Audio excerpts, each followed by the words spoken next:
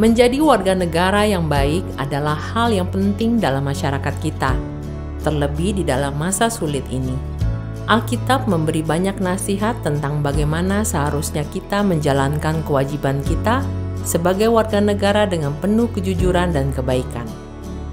Alkitab mengajarkan prinsip-prinsip penting yang menuntun kita menjadi warga negara yang memberikan partisipasi dan dampak positif bagi lingkungan, sehingga tercipta masyarakat yang harmonis.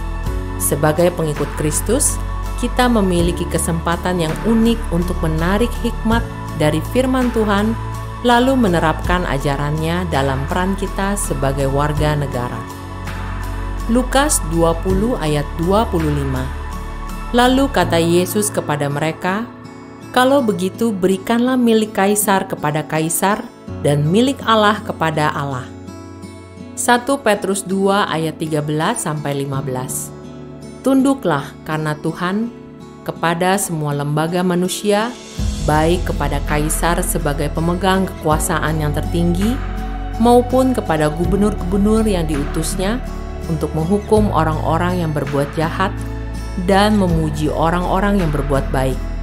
Sebab inilah kehendak Allah, yaitu supaya dengan berbuat baik, kamu membungkamkan kepicikan orang-orang yang bodoh. 1 Timotius 2 ayat 1-2. Karena itu, pertama-tama aku menasihatkan, naikkanlah permohonan, doa syafaat dan ucapan syukur untuk semua orang, untuk raja-raja dan semua pembesar, agar kita dapat hidup tenang dan tentram dalam segala kesalehan dan kehormatan. Roma 13 ayat 1-7. Tiap-tiap orang harus tunduk kepada para penguasa yang di atasnya, sebab tidak ada penguasa yang tidak berasal dari Allah, dan para penguasa yang ada ditetapkan oleh Allah. Sebab itu, siapa yang melawan penguasa, ia melawan ketetapan Allah, dan siapa yang melawan akan mendatangkan hukuman atas dirinya. Sebab orang yang berbuat baik, ia tidak usah takut kepada pemimpin, kecuali orang yang berbuat jahat. Maukah engkau hidup tanpa takut terhadap para pemimpin? Perbuatlah apa yang baik, dan engkau akan beroleh pujian darinya. Karena ia adalah hamba Allah untuk kebaikanmu. Namun, jika engkau berbuat jahat, takutlah kepadanya, karena tidak percuma ia menyandang pedang. Ia adalah hamba Allah untuk membalaskan murka Allah atas mereka yang berbuat jahat.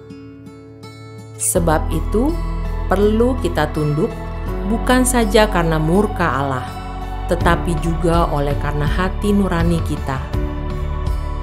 Itulah juga sebabnya kamu membayar pajak, karena mereka yang mengurus hal itu adalah pelayan-pelayan Allah. Bayarlah kepada semua orang apa yang wajib kamu bayar. Pajak kepada orang yang berhak menerima pajak, cukai kepada orang yang berhak menerima cukai, rasa takut kepada orang yang berhak menerima rasa takut, dan hormat kepada orang yang berhak menerima hormat.